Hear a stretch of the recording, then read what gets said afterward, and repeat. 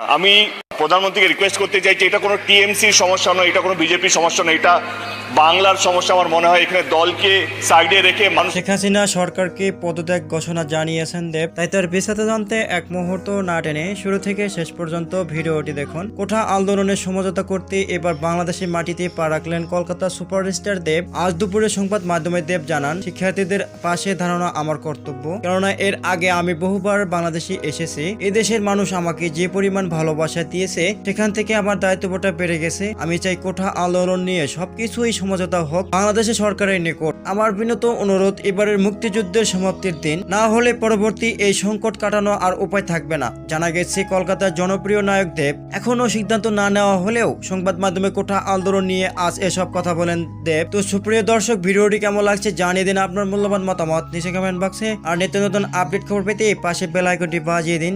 অসংখ্য ধন্যবাদ পুরো ভিডিওটি উপভোগ করার জন্য।